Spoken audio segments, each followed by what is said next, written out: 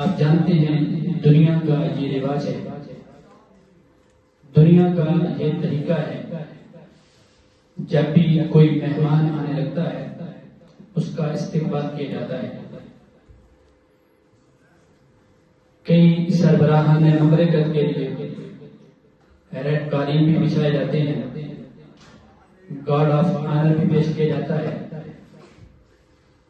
پھر مہمان جس نوعیت کا ہے اسی نوعیت کا استقبال ہوتا ہے۔ اگر اس کا عہدہ بڑا ہے تو استقبال بھی پھر بڑا ہوگا، اگر اس کا عہدہ چھوٹا ہے تو پھر استقبال بھی چھوٹا ہوگا۔ کبھی ایسا دیکھنے میں نہیں آیا کہ اس کے قد کاٹ کو دیکھ کر، اس کی شکل و صورت و شباہت کو دیکھ کر استقبال کیا گیا ہو۔ کیوں کئی دفعہ ایسے بھی ہوتا ہے کہ شخص ہوتا ہے وہ بظاہر قد و قامت والا نہیں ہوتا، پڑھا لکھا بھی اتنا نہیں ہوتا، لیکن وہ ہوتا کسی سربراہ کا، کسی ملک کا بڑا سربراہ ہے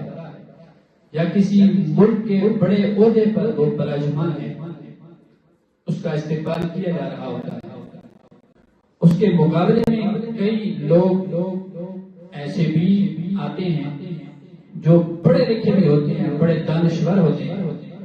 لیکن چونکہ ان کے پاس عہدہ نہیں ہوتا پھر ان کا استقبال بھی اس طریقے پر نہیں کیا جاتا جس طرح سربراہان مملکت کا کیا جاتا ہے۔ اسی طرح ہم پر چند دن بعد ایک مہینہ سایہ فگن ہونے والا ہے، ایک مہینہ جلوگر ہونے والا ہے، ایک مہینہ آنے والا ہے جسے رمضان المبارک کہا جاتا ہے، اور اس کو قرآن و حدیث کے نچوڑ کے مطابق اگر ماہ رحمت سے تعبیر کیا جائے تو پھر بھی بے جانا ہوگا، بلکہ بجا ہوگا کہ یہ ماہ رحمت ہے، اس کے اندر رب کی رحمتیں، برکتیں اور زیادہ ہو جاتی ہیں۔ جس طرح کہ اللہ رب العالمین نے اپنے محبوب مکرم صلی اللہ علیہ وآلہ وسلم کو معراج کی شب جب بلایا، معراج کی جب شب حضور جب رب کے قرب خاص میں گئے، پھر چونکہ رب کا انتظام تھا، پھر آنے والا رب کا محبوب تھا، پھر اسی حساب سے پروٹوکول بھی دیا گیا اور اسی حساب سے پھر استقبال کا اہتمام بھی کیا گیا کہ شاید کا کوئی حد ہے